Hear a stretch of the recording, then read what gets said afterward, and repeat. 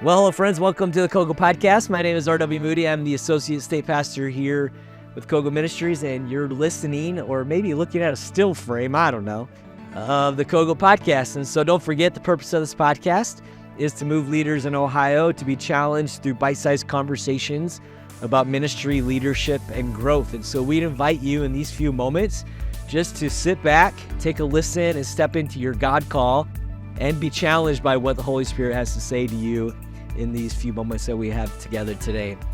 We are especially excited today. We're actually recording from Dayspring Church of God here in Cincinnati at Pastor Andy Hoover's office. And with me is Isaac Steiner. Say hello, Isaac. Hello, everybody. It's good to be here. We are recording as a part of 3SLI, and Isaac is the speaker this year at 3SLI. Isaac, you're not a newbie to Ohio. You've been around Ohio a couple times. Yes, I have. It's fun being here, especially with Andy.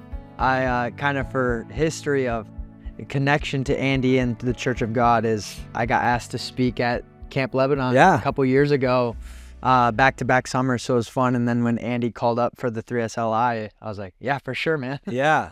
Well, we're so glad to have you with us. Last night, man, you knocked it out of the park. Like, I've heard stories about you from camp, but I never got to hear you speak. And you just nailed it. Like, you were bringing it home. So thanks for doing that. Thank you. I appreciate it. Yeah. So just in case you don't know, if you're listening, what 3SLI is, it stands for 3 Level Student Leadership Institute. It's sponsored by Indiana Ministries, COGO Ministries, as well as brings churches from Indiana, Ohio, Michigan, West Virginia, Kentucky, and Pennsylvania. So yeah. All of them. Yeah. We are about 200 plus here this year. And yeah, so appreciate your willingness on free time to give some of your time to me. It's an honor and privilege. Awesome. For real. Well, just for the sake of our listeners, I know you said a little bit about how you associated here in Ohio, but tell us a little bit about yourself, where you live and serve, and how you came to know Jesus. Perfect. So, yeah, like you said, my name's Isaac. I grew up in Fort Wayne, Indiana. All right. The northern city of Indiana. I grew up there. I grew up in a Christian household. Okay. Like a lot of people, you hear testimonies of that. Mine's a little different in the sense of whenever you hear that story of I grew up in the church, it usually has some animosity towards it. Yes. I actually grew up loving the church. Okay. And one of the reasons for that is as I became older and became more aware of how my parents did things, and how they operated in the church, I found out that they just had their community in the church. And so the people that we were hanging out with growing up went to the church. And so all of my friends I hung out with outside of church, when we would go hang out for dinners and all that stuff, were all my friends at church because it was families at church. Yeah. So my parents really modeled for me for a young age what it looks like to have your life be in the church and friends and family. And so I grew up loving the church. And from there, I accepted Christ at a young age. I would say, though, when it started to really become my own as like the natural part of your faith, when you accept Christ and then you face a wall or something like that, is when I was 16, actually March 16th of 2016, when I was 16, I was playing tennis and I hurt my knee. Okay. And pretty bad. And that was the first time I had to really question what I thought about God and his goodness when I was experiencing something that wasn't so good. Right. But through this, God taught me a lot, and it ended up being that, I chose God over it all, and having faith in that moment to follow Jesus Christ as my Lord and Savior. And as time went on, that was when I was about a sophomore in high school. Come to senior year, I committed to Indiana Wesleyan University to play tennis. I was going to go and study medicine. I wanted to be a doctor. Okay. But senior year, I was late to the ball game. Senior year? Yeah, senior year of high school. I was late to the ball game of getting an internship with the hospital. And so I went to my youth pastors because I love them and said, could I do an internship with you guys? Okay. And through that and them affirming and calling things out of me that have always been there, I just didn't know what they were really, or that they were unique. They really pointed to a call to ministry, vocational ministry, to work and be a leader in the local church. So from there, I called up my tennis coach, who also was a professor in the School of Theology and Ministry. I was like, bro, I'm called to ministry. And he's like, sweet, let's switch this over. Yeah. And so I studied there for 5 years. And now I'm married to my wife, Sydney, and we live in Grand Rapids, Michigan, where I am functioning as like an associate pastor of a new 1-year-old baby church. Okay. So that's kind of like a little summary of what I got to hear. That's fantastic. I appreciate hearing people's stories of life and faith and how God intersects in those areas and makes us go in different directions than we anticipate. It's good. 100%. So let me ask you a question in terms of like the whole idea of leadership and discipleship, like with students. Why is it so important for us as leaders to empower teenagers with the Great Commission? I think sometimes we don't put enough in the basket of young people, but in your opinion, as you've talked and spoken with and interacted with students, why is it important for us to empower teenagers with the gospel, with the Great Commission?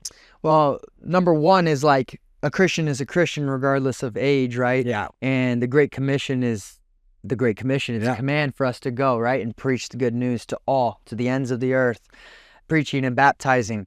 And so the same is true for teenagers. Like the call is the same on their life. It's not like when they get to a certain age that, oh, now you start obeying Christ. Right. It's now. Yeah. It's beautiful. And like when we're taught to have childlike faith, I think we can learn something from them and how they do it, which maybe we'll talk about a bit more.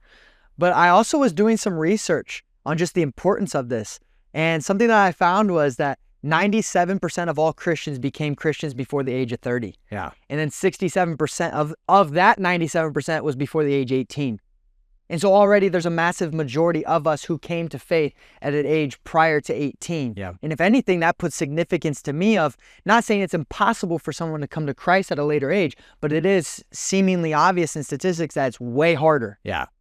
And so if we get to teenagers and preach the gospel to them and they encounter Christ and they share with others, it seems to me that from a young age, they are more receptible to the good news of Jesus Christ. And that will lead to a life of transformation. And we're all about the long game. Like if you can get someone in their youth, let time do the rest. Yeah. Because like think about us, what I just shared about my life. 16 is when it all really, really happened and the mentors pouring into me. Well, they had no idea that 9 years later I would be where I am now. Yeah. And impacting and leading people in the church right now. Yeah. But if they wouldn't have given the time and empowered me in that way, then who would know where I would be right now? Yeah, I love what you just said about the long game. Yeah. And giving teenagers the opportunity to be a part of that long game when they know Jesus has made a difference in them. There's no reason to not empower them with what the Great Commission has to say. I was leading our level 3 session this morning and talking about that very thing, about the importance of knowing the Great Commission and being obedient to it. Yeah. And it's not something, as you just said, it's not like we check a mark of, okay, now I'm 25, I can do this. Yeah. What better way for students to make a difference in their generation than to invest in them today? 100%. So in your assessment of teenagers, how do you see this generation making an impact for Jesus moving forward? I think we, in the youth ministry world, we talk a lot about how you have the greatest impact, and every generation kind of says that.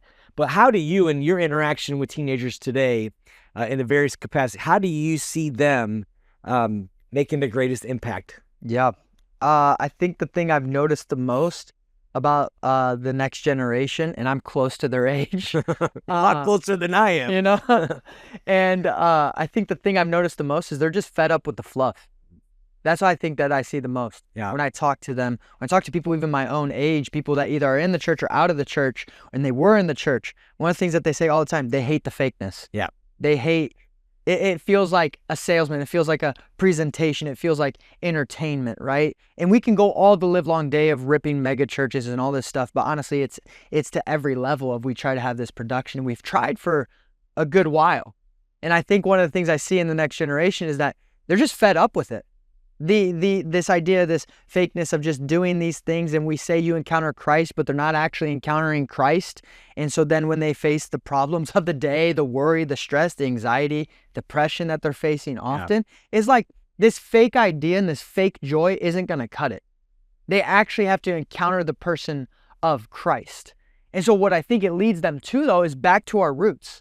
Yeah. As I talked about actually last night with the sermon, was just getting back to the roots of Christ. It's not about just doing the things of Jesus, but tapping into the source of Jesus. So what I've seen in the young generation, and I can only speak from what I've experienced, right, and seen, is I see a deep hunger for the place of prayer.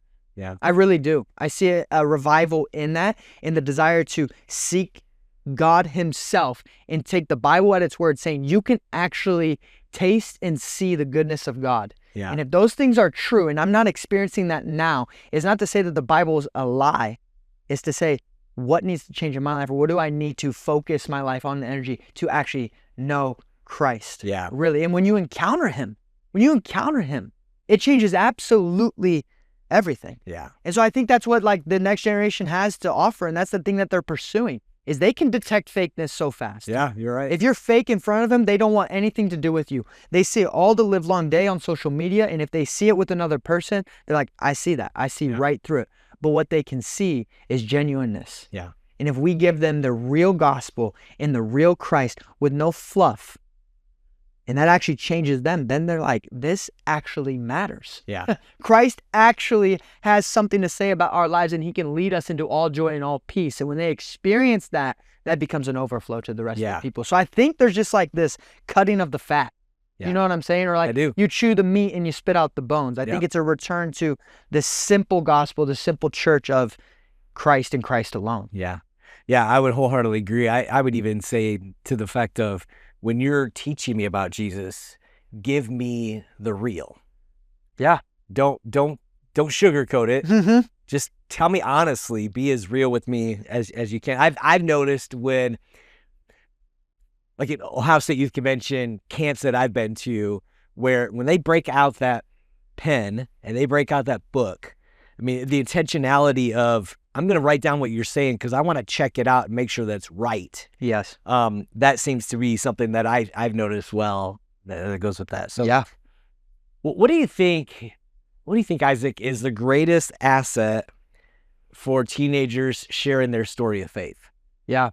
I think you may have heard this before, but a phrase I love to use is, I think you're a natural evangelist by yourself.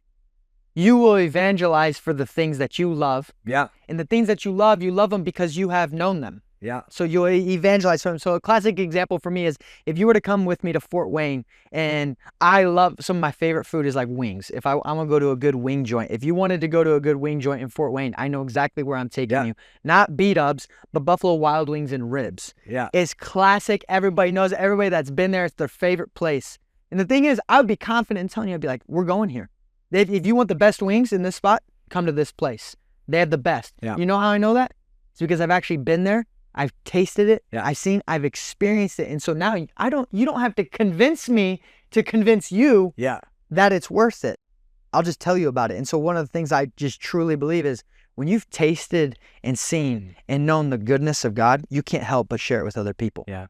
Like you see it in the Gospels over and over. One of the most famous ones is the woman at the well, right? John 4.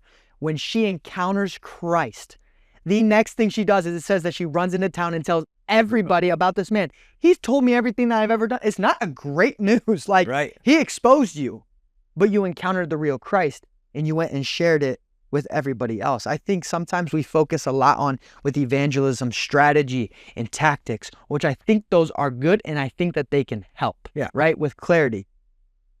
But without you actually experiencing him, I'm trying to get you to tell people about someone that you've never actually known. Yeah. And so I think about this. When I was in youth group and when it was in its heyday, I absolutely loved it. It was changing my life. I invited people all the time because I knew that if they would come here and experience what I'm experiencing, and I knew that when Christ was changing me and I actually began to experience joy and peace for the first time in my life in the person of Christ, I actually shared it with them. You know why? Because I believed it. Yeah. I have experienced this. But before that, I was very timid in sharing. You know why? Because I didn't really experience it. Yeah. If I was honest, I didn't actually experience Christ. Yeah. And so I think that that's the focus. One of the things that we say at our church is we put his presence over everything. We truly believe if you encounter his presence, you're a disciple in the image of Christ, ministry to the world is the overflow. It will happen. We just need to experience him. But if you want maybe some like tactics or strategy or like assets to help, I think something that's a helpful reminder for me is that you aren't called to be God's lawyer. You're called to be his witness. There's two very different things. And oftentimes what has stopped me from sharing my faith with people is because I think that I have to defend God. Yeah. Now listen, I want to give an answer for what I believe in, right? The scriptures teach us to do so. But they say that we are to be a witness of God. You know what a witness does? Tells if there's an experience. Right. So if you haven't experienced him, how are you going to witness to him? Right. But once you have, you know what you can just begin to tell people? It's like, I can tell you this, I haven't had anything crazy. Like you hear about those crazy testimonies where they're like, I was a drug addict and now I'm not because of Christ. And that's just like gripping. But you know what? For me, I was slave to performance of my identity and I became exhausted and empty and insecure. But because of Christ, he has severed that. And now I'm full of purpose, significance, loved and known without having anything to perform. And I'm free. Yeah. I just witnessed to you about Jesus Christ. And you know what that person has to do? They either will accept that as true, and we can talk more about that, or they reject it. But one of the things to know is the rejection is not on us. God teaches us this in his word. If they reject you, they don't actually reject you, they reject me. We aren't worthy of the rejection. They are rejecting him. It's not on us. Our faithfulness is not them saying yes and accepting salvation. Our faithfulness is just testifying to what God has done. And so get that off your back. Like, you're not his lawyer, you're his witness. And if you want to share about Christ and your experience of him, get to the secret place and actually experience his goodness that he promises to show you. Yeah. I love that statement of you're not his lawyer, you're his witness. To me, he's telling us to tell what we know. Yeah, it's so freeing. Yeah. It's so freeing. Like, I'm not going to be judged there. Like, when you read the scriptures, when I read what Paul says and what Peter says, when they just tell people about Christ, I'm sitting there, I'm like, they didn't give a robust apologetic argument for the reason of believing in Christ. They just said, Christ is Lord and he was risen from the dead. What do you say? Yeah. Yeah. And some rejected and some accepted. Yeah. Yeah. That's awesome. Well, let's pivot for a minute. Yeah. All right. Let's talk about student leadership. Yeah. I mean, we're here at 3SLI, student leadership going on. It's kind of the heyday, the moment. Why is it so important for teenagers to be actively involved in leadership roles in the life of the church? Yeah. I think that this is a crucial part of their maturity. It was a crucial part of my maturity. Yeah. Because here's one of the shifts that it made in me. And one of the things I'm seeing a lot of, especially I'll say for most teenagers, but specifically I'll say for boys to be men and for girls to be women. You need to make a shift from self-focused and self-centeredness to others-focused and others-centered. Yeah. Like, that's the move of the gospel. That's move in maturity, is to shift from you being so focused on yourself and your life as you're the whole story to focusing on others and serving others. And leadership does that. It puts you in a spot of responsibility that you need to serve and think about other people before yourself. And if you aren't put in that position, you know what you will become? Naturally, a consumer. Yeah. You're the one receiving everything. And if we live in that mindset that everything is just for me, why do we think people aren't growing up into maturity? Yeah. But when you give students a place to have leadership, and I'm not saying you go the full blown, like they preach on the Sunday mornings and all this stuff all the time. It's like, there are boundaries, right? To lead up into that. But I do think when you give responsibility to serve, then it starts to form this idea and this shift in their mind that it's like, oh, it's not about me. Yeah. It's about others. And they start to see how their life impacts others. Yeah. So now you begin to care about the whole of the community, right? Rather than just yourself. Yeah. We have a lot of churches in Ohio that are super intentional about empowering their young people for leadership. And I think it's great because, again, looking back at in my days, all those many years ago, like, if it hadn't been for my youth pastor empowering me, why would I have thought twice about a call to ministry? 100%. But, this is empowerment, and I know just hearing your story, it's the same thing there. Yeah. I want people to hear. I want our pastors to know. Listen, it's so important. Whether it's just let them do the announcements on a Sunday morning. Let them start small. Let them give a 5-minute sermonette. There's nothing wrong, but empower them to step into their call, to step into their giftedness and lead into a powerful way. It's great. 100%. I think too, like I said, maybe explain a little bit about the boundaries is like one of the things I was really appreciative of my mentor who led me in this and called things out of me. He saw my gifts, he saw my talent, he saw the anointing and the calling, but he also saw my weaknesses and my flaws. Yeah. And he was willing to call out both. And he wasn't going to allow my influence and leadership to outpace my character. That's good.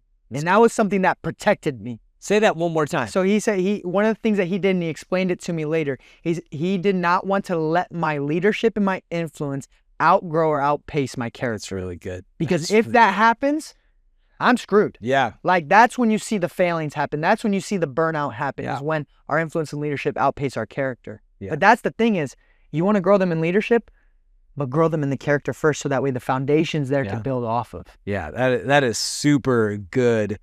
Like, that's my mentor, I was blessed. That's me right there. I was blessed. So Isaac, as we're talking about student leadership, I mean, they kind of answered this question already, but I'm going to ask it anyway, just for the fun of it. What does empowering students mean for a local congregation? Yeah. I'll say the thought that comes to my mind, and I've learned this a lot from my pastors that I am, my head pastors and stuff like that I'm under, and is this: empowerment flows from value. So if you are valued, there's a sense of empowerment that comes, right? You can't have empowerment without being valued. Yes. But here's the thing, is you could say to me all the live long day, we value students. We value students. We love them. We cherish them. We empower them. Well, you know how value plays out? Simply in many other facets, but simply in your money and your time. Yeah. So if you tell me that you value students, let me see it in your budget and your schedule. Yes. What do you give your budget to? What do you give your time to? At our church, we are unapologetically youth focused. So you know who has like the biggest budget in our church? The youth. Woohoo! They have the biggest budget because that reflects our values. Yeah. If we did not value the youth, then our budget would not reflect that. But if we say we value the youth and our budget doesn't align with that, I say hypocrisy. You are saying something that your actions are not actually lining up with. And so I think that's where it flows from. And this is going to be a little bit of a change of pace or direction, and it's going to be a lot to chew on. As I've thought about this and talked with the older generation, especially in my church, I think in order to empower the next generation, the older generation has to age with grace. Meaning this: I've seen a lot of beautiful examples in the older generation of aging with grace. There's a guy named Brian Norton. I want to be like him when I grow up. There's other people that I won't name that have aged with bitterness. Yeah. And so one, you see as they walk with Christ, they have more grace, they have more mercy, they have more compassion, they have more joy than they've ever had in their life, and the people around them testify to it. Yeah. But then you have people as they age, they grow more entitled, more irritated, more angry, more pessimistic and cynical. And so then you start hearing things of like, I've served my time. Now, no, I'm the one who funds this church. I need to sit back and you serve me. So the consumer mindset comes back in, and you wonder why no young kids, no youth feel empowered or want to be at your church. Because you know what the church has become? Something to serve you, not to serve others in the next generation. Yeah. But I see the exact opposite in scriptures. Like with the priest in the Old Testament, it was retire age 50 was the priests, so the next young can come up. And I have a question, like, you're 50. I am. Like, you're at your peak when it comes to ministry. Yeah. Like all the things that you've learned, the discernment, the wisdom, the experience. But one of the things that's reflecting on that scripture is not to say that you're just done and out, but it's to say, you know what you're supposed to do now? Use all of that and come and serve and uplift the next generation to do the same. Give the best that you are and sacrifice for the younger people coming up. And you know what they'll do? You know what I'll do when I'm in your seat and someone else is here? I'll do the same for them.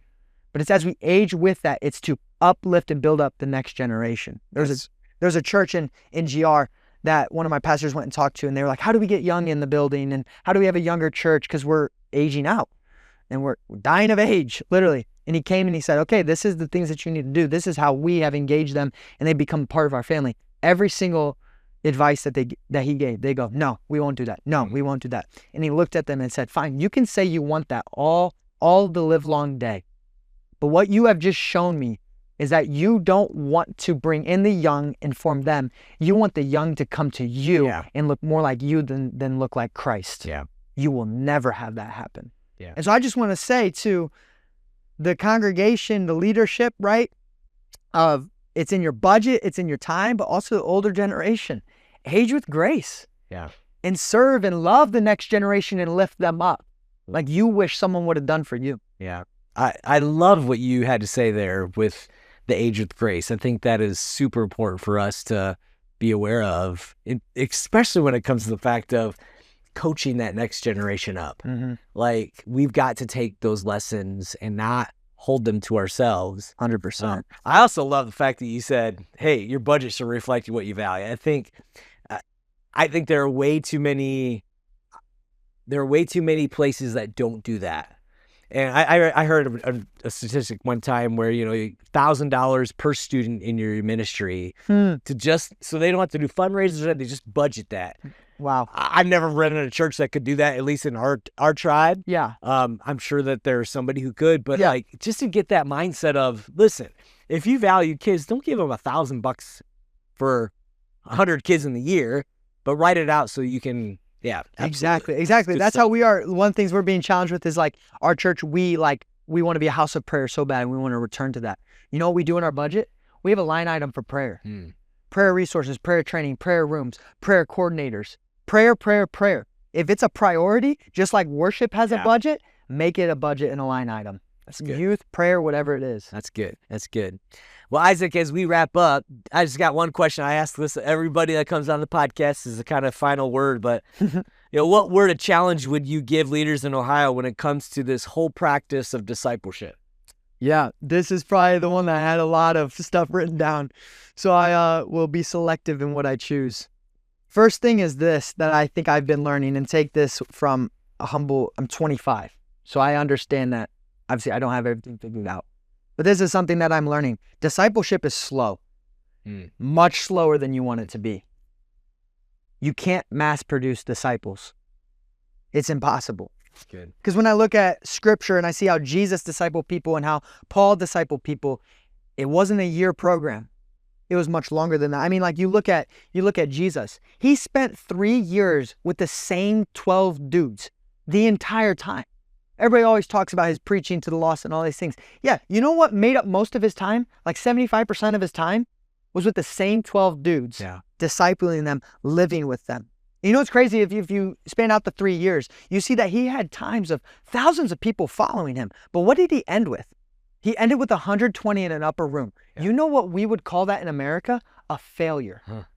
like my church right now that I'm a part of, we run about 150 to 170, right? Imagine if I took that down to 100 in the next 3 years. You know what people would say? Failure. Declining plateau, yeah. But when Christ disciples, he disciples for 3 years, 12 dudes, and at times there's thousands of people following him, but then he ends with 120 people. You know what our metrics would say? That is a fail. But Jesus' discipleship, something that I see from him, is that it's slow and it's inconvenient. It is not at our convenience. If you look at Paul, one of the classic examples of he goes to Ephesus, and this is how Paul does it. He would show up to the area, he'd preach the cross, he'd preach Christ and Christ crucified, and all who believed, he would spend time with them and disciple them. So the school of Tyrannus is the example in Ephesians. And he spent 3 years, the same model as Christ. He spent 3 years with them, the same group of people.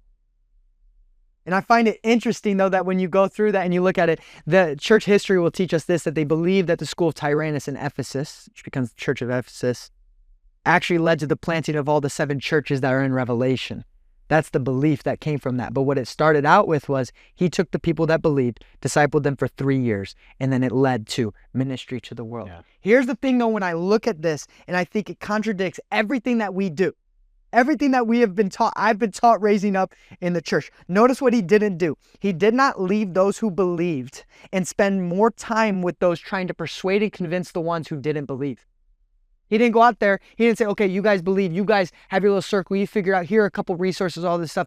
I need to go persuade everybody else to believe and evangelize to them. No, he spent the majority of his time with the hungry and the ones who believed. My point is simply this. Paul did not starve the sheep in an effort to try and attract some goats. He didn't starve the sheep. And I think many pastors, from what I have seen growing up in the American church, is that many pastors are starving the sheep because they're trying to attract some goats. And my encouragement is feed the hungry. Feed the hungry. Pour the fuel on where the fire actually is.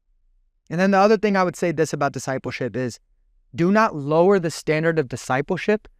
Call people up to the standard of discipleship. Yeah. Meaning this is my favorite story. Maybe close with this. When you look at Christ, there's a moment when he had thousands of people following him. I think it was after like the feeding of the 5,000, and he's walking and he turns to them and he says this. He goes, if you do not eat of my flesh and drink of my blood, you are not worthy to be my disciple.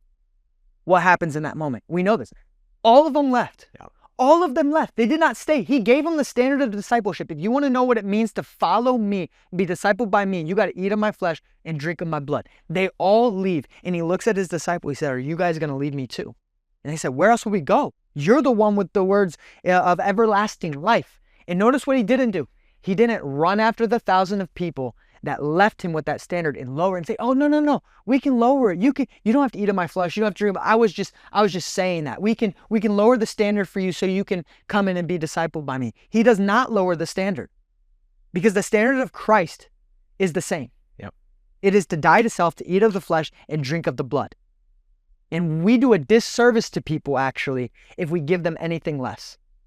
If we give them anything less, because you know what we're doing? I would rather somebody leave knowing the cost of following Christ because I gave them the true standard and the true person of Christ, than give them something that is false so they can feel like they can be a part of it. Then 3 years down the road, they go, wait a second.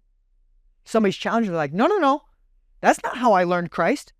I don't want to teach people Christ the wrong way. Yeah. I would rather them leave because I gave them a correct picture of what discipleship means than them actually join in, and what they actually get the picture of is something less than what Christ is offering. Yeah. So do not lower the standard. Call people up to the standard, because when you actually disciple people to walk like Christ, there's this famous quote in a book that I read about the early church. It says, when Christians act like pagans or like the world, pagans don't want to become like Christians. But when Christians act like Christ, pagans in the world want to become like Christians. But that only happens if you actually lead people in discipleship to the standard of Christ and you hold them to it. Man, could you preach anymore? This is the stuff that, man, we like. I mean, it's why I got into this. Yeah. It's discipleship. It's like, I want people to look like Christ. And if that means for the next 3 years, I'm with the same 10 dudes. Yeah. But you tell me at the end of those 3 years, those people are mature Christians. Yeah. Give me that all the live long day. Yeah. Instead of preaching to thousands that are. And please hear me say this. I say that with all respect to you. Like, I appreciate it. One thing that impressed me last night, even in the first session, and I've heard this about you again, but I'd never been a part of that, was hearing your biblical, like, pounding. And when I say pounding, I mean, listen, I'm teaching right from what the word has to say. Yeah. There was no sugarcoating it. And so I appreciate even in this moment, like, you challenging us as leaders. Listen, the discipleship is the long game. Whether you're a student or a 95-year-old person, Yes. It's the long game. Jump into the long game. Yes. Be intentional in the long game. Find those 2 or 3 that you can really plug into and invest. Oh my Don't goodness. give up. So I appreciate That's so your good, words, man. That's so good. Well, man, Isaac, thanks for being a part of our COGO podcast. I'm really looking forward to what you got to say tonight, night 2, 3 SLI, and then tomorrow morning. As this airs, 3 SLI will be done, so you guys are gonna have to like go to, like, I don't know. I don't even think we're recording them, but you know what? Hey, That's okay. maybe we can find our way sometime back to Ohio, and you can speak to some adults too. That'd be great to have There you go. Thank you so much. Isaac, how can we check out anytime you preach? Yeah. Honestly, probably the best way is napvalley.org. Okay. The church that I'm a part of, I preach once a month there. Nap is spelled KNAPP, and then valley.org. I'm on there, and then we also have like a YouTube channel. Okay. There. So we upload those things as we go. All right. That's how you'll be able to find me most. Well, appreciate your heart for Jesus, man. Thanks for joining us on the podcast. Friends, if you have some questions for Isaac, I'm pretty sure, just knowing how my communication with him has been in preparation for this podcast, he is more than willing to sit and chat and text and whatnot. So reach out to him, find him at Nap Valley. And if you have questions and want to get in touch with me, you can contact me at rwocogo.church. I can certainly get you in touch. So until next time we jump on an episode, we really look forward to seeing you then. Thanks again. Have a great night.